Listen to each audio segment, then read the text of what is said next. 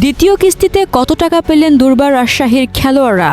অন্ধকার টানেলে যেন কিছুটা আলোর রেখা দেখতে পেলেন দুর্বার রাজশাহীর ক্রিকেটাররা।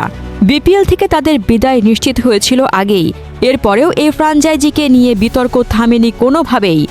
দেশি বিদেশি সব খেলোয়াড়দেরই বেতন আটকে ছিল ফ্র্যাঞ্চাইজির কাছে। এমনকি টুর্নামেন্ট থেকে বাদ হওয়ার পর মালিক শফিকুর রহমানের দেশ ছেড়ে যাওয়ার গুঞ্জনও কানে এসেছিল।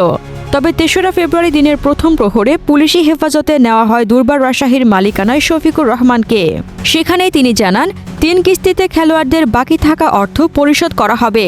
এর অন্যথা হলে তার বিরুদ্ধে আইনি ব্যবস্থার পক্ষেও সায় দেন তিনি।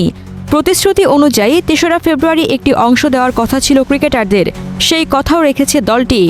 গতকাল রাতে চুক্তির আরও ২০% পারিশ্রমিক দেওয়া হয়েছে দুর্বার রাজশাহীর খেলোয়াড়দের। এই নিয়ে 25% অর্থ প্রদান করা হয়ে গেছে খেলোয়াড়দের। প্রথম দফায় 25% পারিশ্রমিক দিয়েছিল তারা। দুর্বার রাজশাহীর এক স্থানীয় খেলোয়াড় গতকাল রাতে এক মিডিয়ার সঙ্গে টেলিফোন আলাপে বিষয়টি নিশ্চিত করেছেন। জানিয়েছেন দলে থাকা সব ক্রিকেটারই এই দফায় বেতন পেয়েছেন। এর আগে পারিশ্রমিক প্রদানের চেক ব্যবহার করেছিল দুর্বার রাজশাহী, যদিও সেই চেক বাউন্সের ঘটনাও ঘটেছে। এ দফায় অবশ্য তেমন বিতর্কের সুযোগ থাকছে না। নগদ টাকায় তাদের চুক্তির 20% পরিশোধ করা হয়েছে।